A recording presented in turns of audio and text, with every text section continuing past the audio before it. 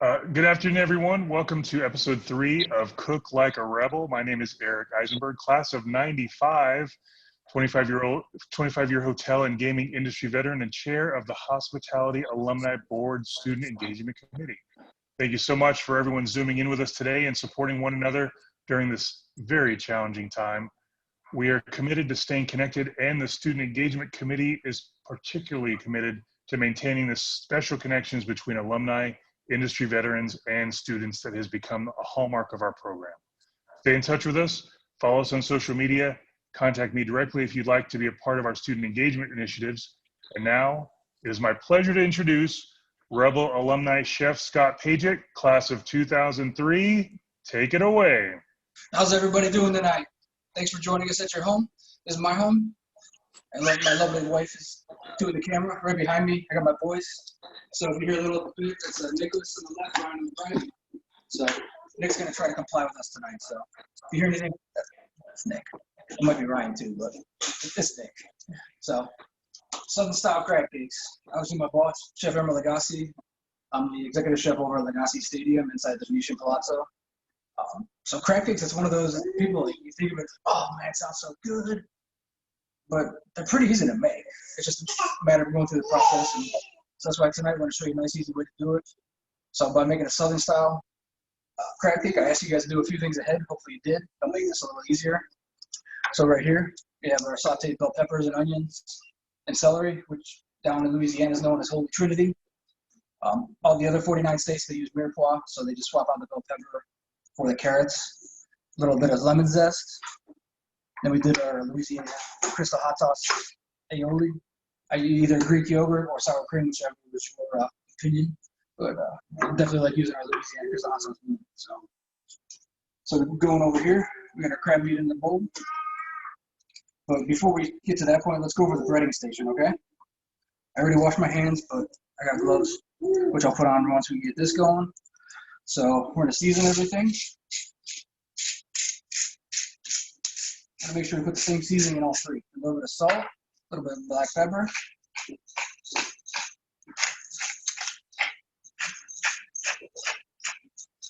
a little chef's essence. So you ask, why are we seasoning all three? Since day one, since I've been with the company, one of the biggest things we've always talked about with Creole cuisine is balancing your flavors and layering them as you go. So that's why I want to make sure the flour has all three seasonings, eggs, all three seasonings, and the breadcrumbs, all three seasonings in there. So, and we're going to season a little bit once we put it in the pan. So, sounds good? All right. So, kind of get started from there. So, kind of a little bit about myself, quick. As I alluded to, I'm a alumnus of the UNLV, proud rebel, running Rebels. Class of 2003. I've been working for Chef Emeril since then. Actually, this month I'll be the chef de cuisine at the stadium for 10 years. So definitely proud of that. We've come a long way. With everything going on right now, hopefully everybody's staying safe out there. We're waiting to get back to work. Start serving the community. So, got my gloves on. All right, ready? So with the crab, we got in the bowl. A little bit of panko. Then, what's up, guys? What's up, Nick? A little bit of lemon zest in there. I made enough for like 2 cans of crab meat. I'm gonna make one now and one later. So that's why I got a lot here. Got the trim. And we're gonna do a little bit of mayo. And all this stuff we're just using a little bit just to bind it. That's why we did the breadcrumbs. So with this, I'm not gonna go too crazy on getting the crab. I'm gonna mix it together good, but I don't want to keep like going for days on it. So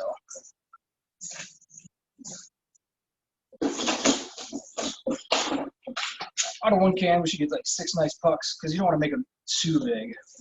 This way, when you go to get your crab cake on the pan and it's too thick, then it's still gonna be ice cold in the center. So you don't want that. One of the things we use at the restaurant for these is we make minis out of these for our party menu. They're great. So what we do with that is kind of pack them down. Just make them probably about half this size. So a little bit more work, but definitely flavorful. So. Thanks for joining me in my home tonight. Obviously, it's a little bit different doing this in your house versus being at the school or doing it in a classroom. So, first, kind of hanging out doing this. So, all right.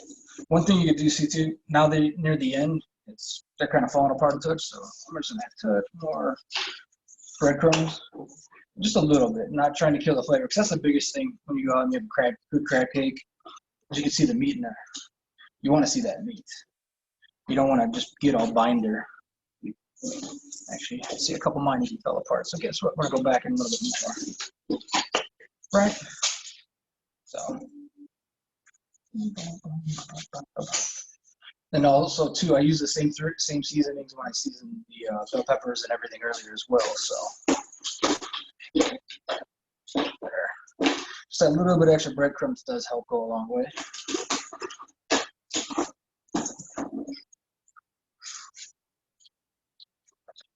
So a little bit about myself. I've been with the company. I started over at Emeril Fish House in the Indian Grand. It was my first restaurant. I started as a line cook there. Days, nights, saucier, get all the sauces. Then moved up to butcher. Then moved up to sous chef. Then I left Emeril Fish House as the sous chef, and then took the job over at the Legacy Stadium as the head chef. And been there for a little bit now, having fun. Definitely missing sports. That's our big attraction. If you haven't been there, you guys got to come out and see me. Once everything gets back, things get going again. Definitely come on out, check us out. We have over 1,300 people in the place at one time. We got skyboxes, over 120 flat screen TVs, a little bit of everything. So, all right. Also, a little fun fact. I won an episode of Chopped. It's probably about 8 years ago when they first started doing Chopped. Now it was in season 13. Now they're on, I think, season 45. So that's a nice little claim to fame. Plus, working for Chef Emeril is not too bad either. So, Chef's great. Working for the boss. Been with Chef for a while. He's definitely a lot of the different things he does and stuff. So, how you doing, boss? So, all right. Now we're good. We got our 6 crab cakes. Everything's in there. All right. Now, so our flour. What we're going to do here, too, I want to make sure when you're going from your flour to your egg, use your left hand. Then when you're going from the egg to here, use your right hand. Once you don't get it all globbed everywhere and it's all caked and coated in your hand. So I can do it with the flour in the beginning. It's not too bad. Okay, so we got a nice patty. It's staying together nicely. So just kind of doing this here. So, hi guys. So what I'll do is I'll put the breadcrumbs over it, just kind of pat it down a little bit, just so we know we got a nice coating on both sides. Because you don't want like it when it starts all falling all over the place. It's not good. So, all right. So, I know I told you to use one hand, but I went back just to kind of make sure I get to bind these a little bit to make sure they stay close, stay tight. The biggest thing is not going in all the egg wash. Okay.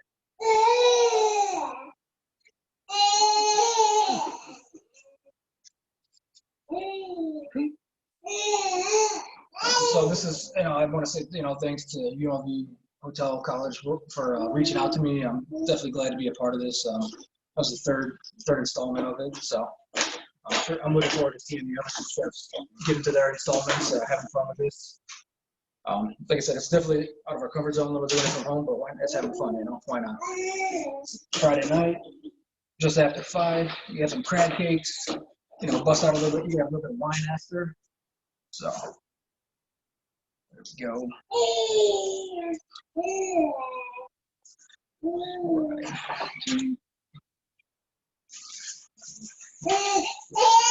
So obviously it's been an interesting last few months for everybody. Hopefully everybody's staying safe out there, taking care of each other, helping each other out.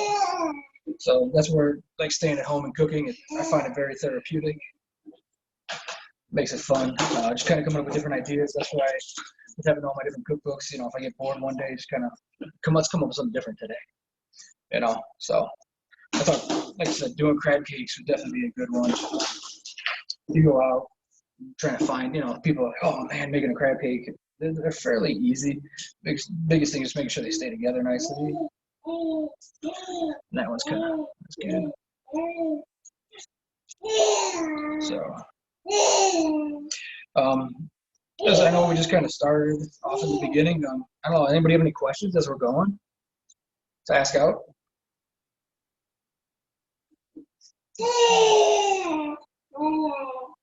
I don't see any questions just yet, Chef Scott. No? Okay. I'll just keep talking then. So getting back to the restaurant, Legacy Stadium, it's like the ultimate man cave or woman's cave. All based upon sports, over 120 flat screens. So one of the fun things we do is come football season, we do a special theme menu. Oh, see, that one kind of made that one a little bit too big. That guy fell apart. So what we're gonna do, just gonna cut him in half. So that's one thing too. You want to make sure, like I said, sometimes you make it too big, it'll fall apart. That happens. It's okay. Chef Scott, I actually do have a couple questions, if you don't mind. Someone would like to know if you can go over the breading again. Absolutely. And Jan would also like to know how thick are the crab cakes? How thick? They're probably about an inch thick, give or take, inch and a half. I got a couple minis here because the one I made it too big. That's why I think I'm gonna go back and fix this guy. Cut that down too. So I want to make sure you get in that pan really nice. Come back here. Okay, so as far as the breading, so like is this for crab cakes or anything you do kind of traditional breading? This would be your traditional breading station. You always start with your flour, because normally whatever you're using, there's going to be some kind of moisture to the product already. So kind of like here with the crab meat. So it's traditionally your flour. You did the egg, with a little bit of milk.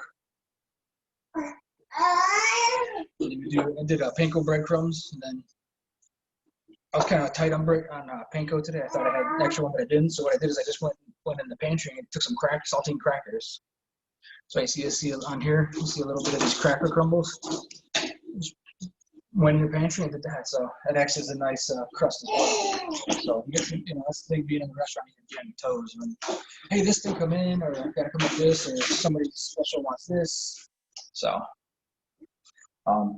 Like I said, too, is you want to make sure with the breading station that you're seasoning all three with the same amount of seasoning, all three, whatever seasoning you use.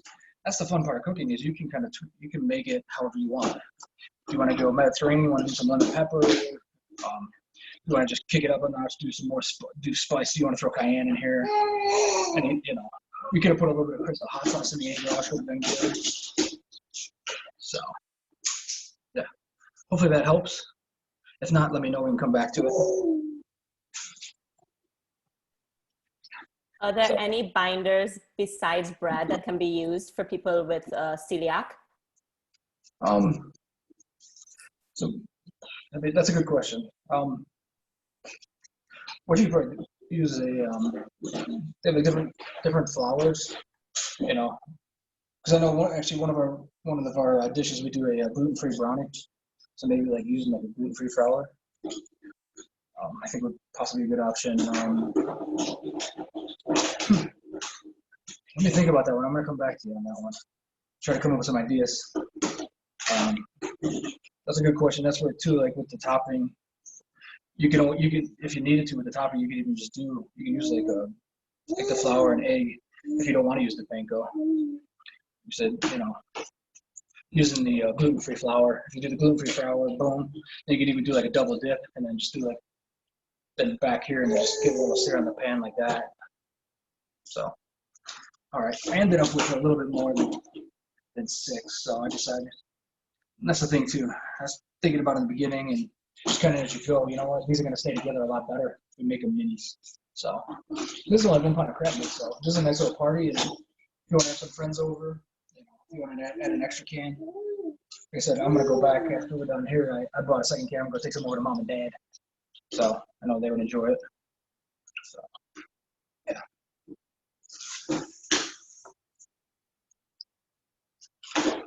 All right. Those look good. This way, I think we're doing better by actually breaking them up a little bit more than keeping them too small, too large, and then they fall apart in the pan. And it's like, oh. So definitely, you know, in the kitchen, having to do things on the fly, kind of figuring out, hey, I'm gonna do it this way instead of that way, and when you want to make sure it goes out to the customer correctly, or make sure it goes out, stays intact, doesn't fall apart. Right, Nick? Tell them. Yeah, you want it to stay intact. Don't fall apart. Or else you get mad like that. Like, ah.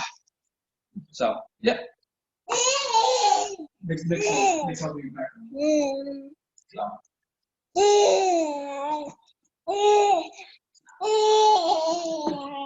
So now you see, okay, so now we got our crab cakes done.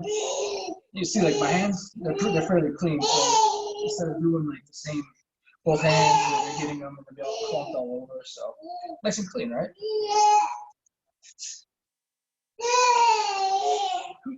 I'm gonna go over to the stove. So with the, I'm gonna use a vegetable oil. I would definitely use a vegetable oil over an extra virgin olive oil because the smoke point is definitely lower. We're gonna do a little bit in here to start. Nick, you all right, buddy? So now we get that to warm. And two, you know, you got your different temperatures. You want to keep it on a more of a medium heat. Since we want to get that nice sear on the crab cake once we're going. You don't want to get black and you don't want to burn it. But if you're not too hot, so. So we're gonna go back and we're gonna give it a little quick touch of salt over the top. Give it a little.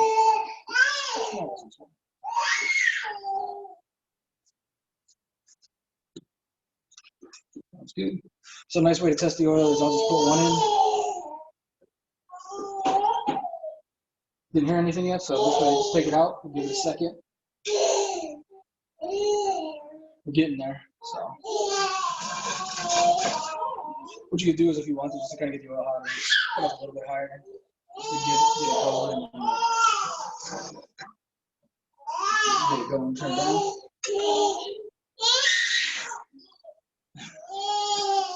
Sorry about the guys in the background there. They're having fun.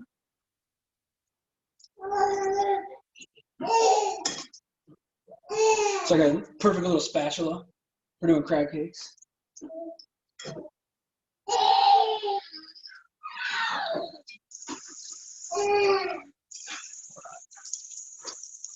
That was a little bit thick, so we'll pan it out a little bit before we put it in. I'll just go from there. All right, so we got to that point. Looking at the clock, you know, obviously we did a little bit of preparation before. You know, getting the peppers and onions sauteed. I'm getting the ingredients from the store. But as of right now, I mean, you're only looking at like 15 minutes so far in prep time. Probably about 20 minutes. Probably about a good 10 minutes prep time before. And, you know, we put it together here in 15 minutes. That's pretty good. By breaking it down a little bit smaller, we end up getting 9 crab cakes out of there. So, sounds good, right? Sounds good to me. Chef Scott, I have a couple other questions for you while you're doing that, if you don't mind. No, absolutely. Sounds good. So we got a question about what is your favorite dish to cook for the family? That's a good one. Let's see. In the room, my son. I don't even have to look at Ryan when I know if he wants dinner. He's like, Dad, I want steak. I think anything on the grill. Everybody always do something on the grill or throw some ribs or some chicken on the smoker. Especially now. I mean, in Vegas, it's nice mostly all year round, so it's grill time all year. So anything on the grill will be my answer. And then what was your winning dish on Chopped? Chopped? So the first round we ended up with baby pineapple, baby artichokes, Korean short ribs, and SpaghettiOs. SpaghettiOs was the big twist. You know, the first round we tried something different.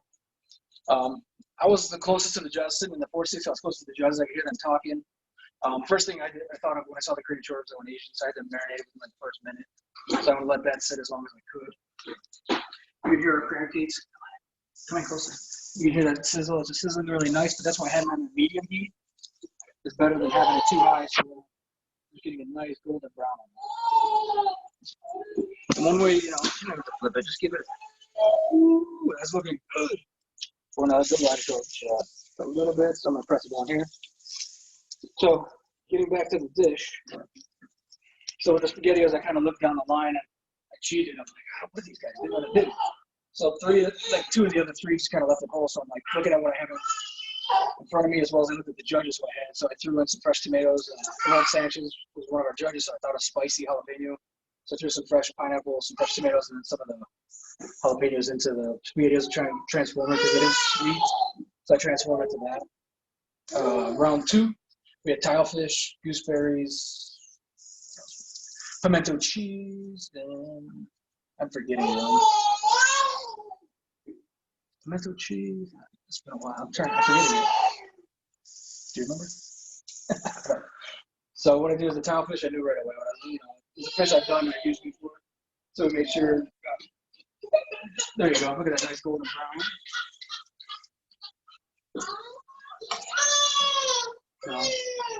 All right. All right, little guys had enough. So, Brian, you good? Taking over? Thank you. So, you can see we got a nice sear, so you kind of flip it over. Then we're going to pat it down a little bit more.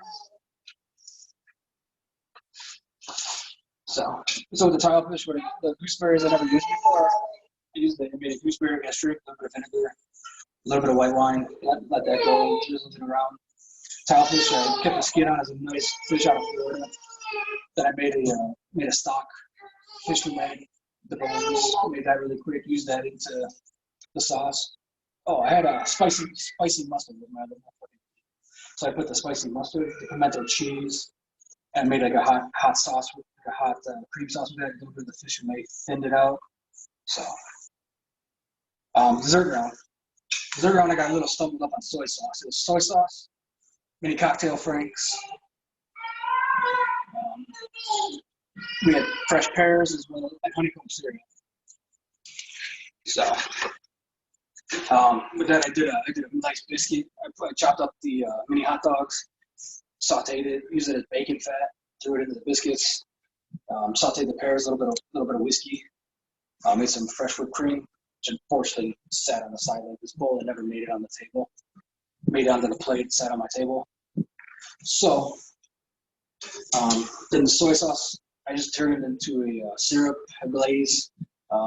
That hurt me, and it ended up being way too salty. So I learned from it, but at the end of the day, I still came out on top. I still won. So the chef I went against, Chef Gason, he's down in New Orleans, so we're still friends to this day. So it's pretty cool to talk to him still. So, all right. So you can see what happened on this side is that it soaked up the oil. So that's where we're going to go in and add just a touch of oil. So Chef Scott, how much vegetable oil do you need in the pan, and can you use olive oil instead of vegetable oil? This one was only like a couple teaspoons.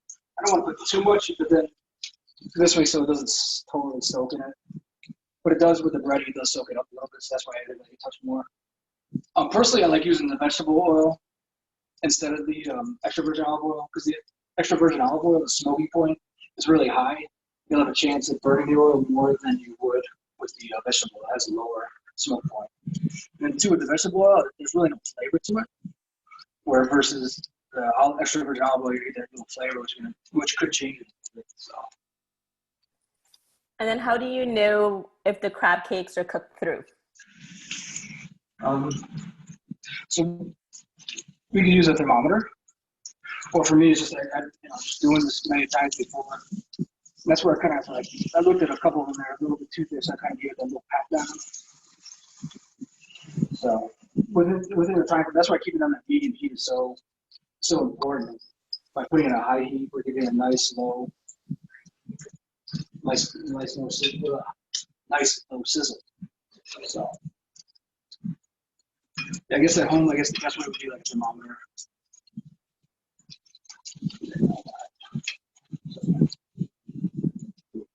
Good. All right, you okay, buddy? Hold the thing. Thank you.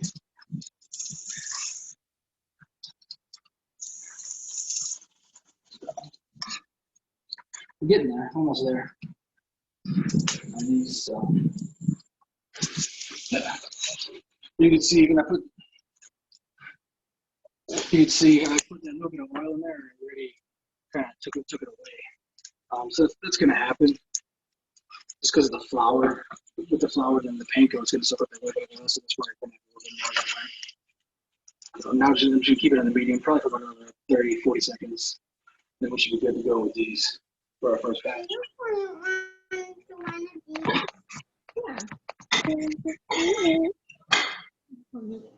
So, any other questions for right now, or we're almost ready? Let me go back. This boss is cool.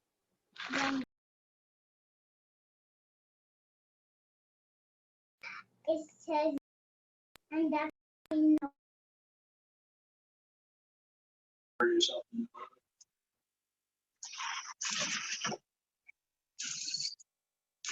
All right. So.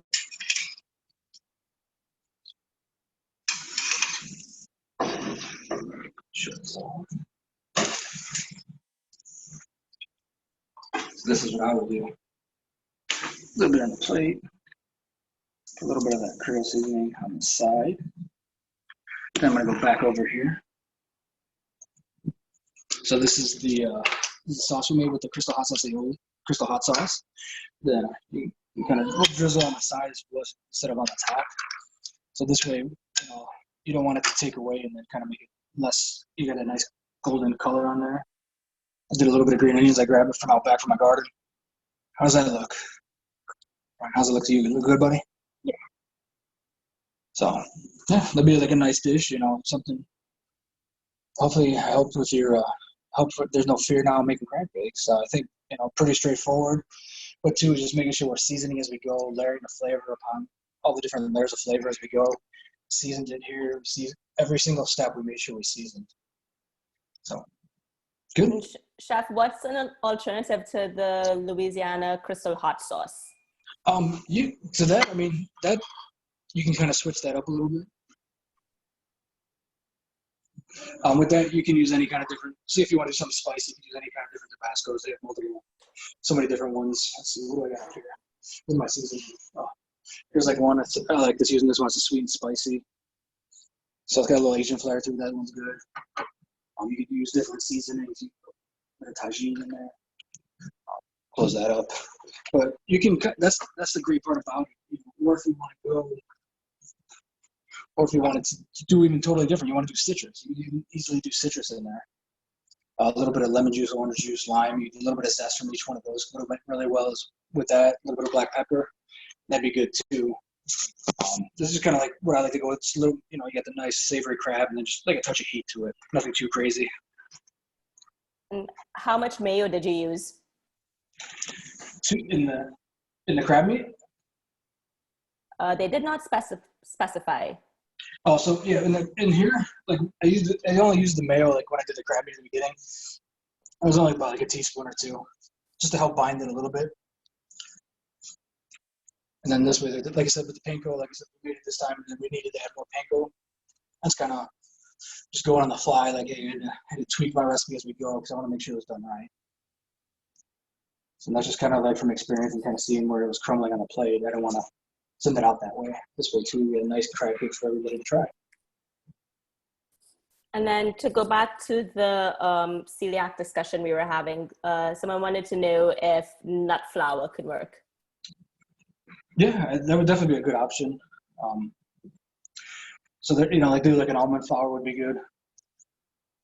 That'd be definitely a good option. Then too, as like you said, you could definitely do without the panko. And then you can just do flour, egg wash, and then flour.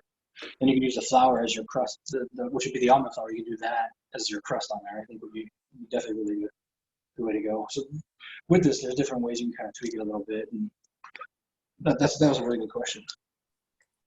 Is 1 can of crab meat enough? Depends how many people you're gonna cook for. Like we ended up making these a little bit smaller. So we ended up we ended up getting 9 crab cakes out of just the 1 pound, because this way you're adding in your bell pepper, your onion, and your celery to it. So yeah. If you're having a party for more, you kind of see what we got out of this. Even if you want to make them a touch smaller than this, you're doing like a party of like 20 people over, then you can do 2 cans of crab meat and go from there. That's where too you can make them as big as you want or small as the crab cakes, make them how big or small. I think by doing it this way, getting it cooked thoroughly through, heated up really good, nice sear on the outside. And then what would you recommend to serve with the crab cakes? You could definitely use like a nice beer, or you could definitely do like a nice Chardonnay. Like a nice white wine would go really good with it. This way it'll kind of cut through the crab meat. I think it would be good. This would be like a nice appetizer, or if you want to do surf and turf, do a nice steak on the grill and a couple crab cakes with there. Do some nice Saute green beans or some fresh veggies. Brighten up your plate. Or make a crab cake po' boy. Down in Louisiana, put a couple of those nice crab cakes on some Meinheimer bread, lettuce, tomato, pickles, some mayo. There you go, crab cake po' boy. Those would be a couple good ways to use.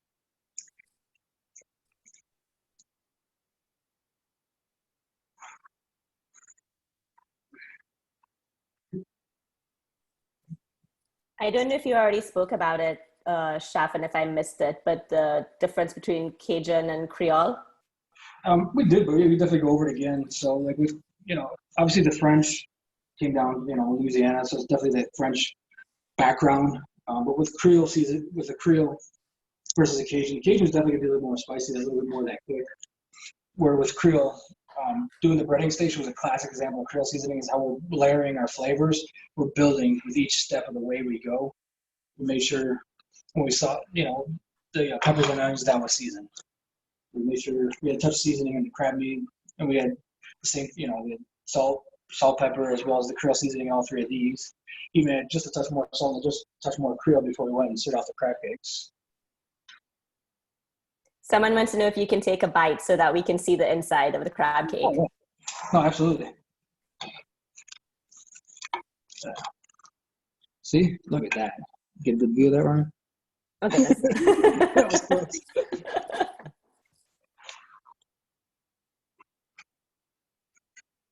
I came out good. I like it. And the first thing you're gonna go for, good camera guy, good camera work. The first thing you taste is you get the crab right off the bat. That's the biggest thing. Is where, we used a little bit of panko, we used a little bit of flour, but we didn't go overboard on it. Even when we're doing it in the beginning, we just use a little bit for binding. Or some places you go and you just taste it, and you taste bread right off the bat. I got all crab. That's you're gonna get a really good crab cake. You kind of see what we got out of 1 pound. So I'm probably pretty happy with it came out. Hopefully everybody at home watching, I'm ecstatic. I'm definitely glad to be part of this tonight. It's definitely an honor. I'm kind of coming back and helping out with UNLV, helping back, especially like right now. These times are tough. And just kind of seeing something like this, I think, is a great idea. Getting everybody together, and I'm looking forward to seeing like the other different chefs that are up and coming. Chef Mark and Chef Chris already went. So. Well, thank you so much for doing this as well. I have another question. Is this fresh crab? Yeah, I just grabbed it from. Well, it's just I used a can, which you get at the store. I mean, obviously, if you want to use fresh, you can definitely go use fresh. That's gonna be a lot more work. If you went to like Crab Corner, a couple different places, you got the fresh crab, then you got to break the shell and go through all that process. So using like a canned crab meat, I think, definitely the way it's already cooked ahead of time, and that's why like in the restaurants, that's what most of the restaurants will use anyways, like a canned crab meat. But it's definitely, we're making sure we're using a good quality product.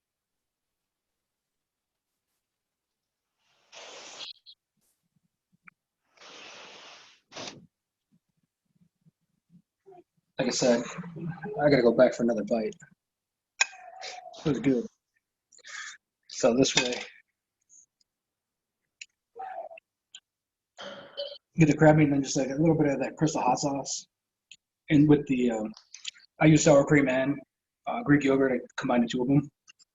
Greek yogurt, you get that little like in the back. It's really good. So can't go wrong with either way.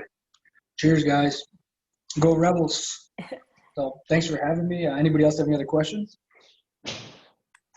I don't see any other questions right now. Does anyone else have any questions for Chef Scott?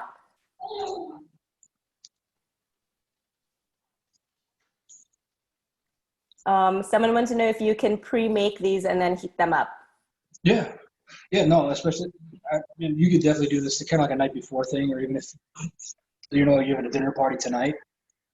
What I would do is make sure just put it on parchment, give it a quick spray, a little bit of spray, so this way you want that to stick. You can make them, have them in your fridge, do it first thing in the morning, and then this way just kind of get them like on the stove ahead of time. And what you can even do is, so you're planning for a party, even kind of a dinner, is get them seared, kind of put them off to the side, and you can even just put them back in the oven and give it a quick, just to keep it nice and warm. So. And can you freeze them? Yeah, I mean, you could definitely freeze these as well too. I mean, this way you're making it nice and tight. Make sure you use frozen storage bag. I would probably try to individually. I'd cool them first after we made them. Now, like put them in the fridge, give it a few hours to kind of, so this way they can kind of bind together, get it nice and tight. Because you don't want to fall apart in there. I'll wrap each one individually. If you have like a little bit of parchment paper, or even like little wax paper, just kind of wrap it in that, and then wrap it in plastic, and then just put them like in there. Put them into a freezer bag. When you're having that snack, man, I wish I had some crab cakes. Oh, I got them in the freezer. Let's go. Throw a steak with it. You got surf and turf. Bottle of wine, good to go. Right? Especially it's Friday night, a little after 5:30 now. Perfect. Sounds good to me. Okay. Does anyone else have any other questions for Chef? There's been lots of positive comments and feedback, and everybody thinks they look great.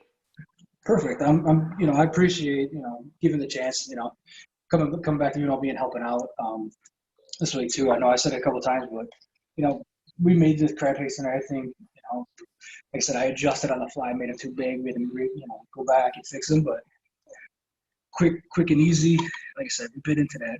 Might as well, look at that. You got fresh veggies and crab meat. That's all you got. Just that little bit of binder, just that touch of binder. Get that nice sear on the outside.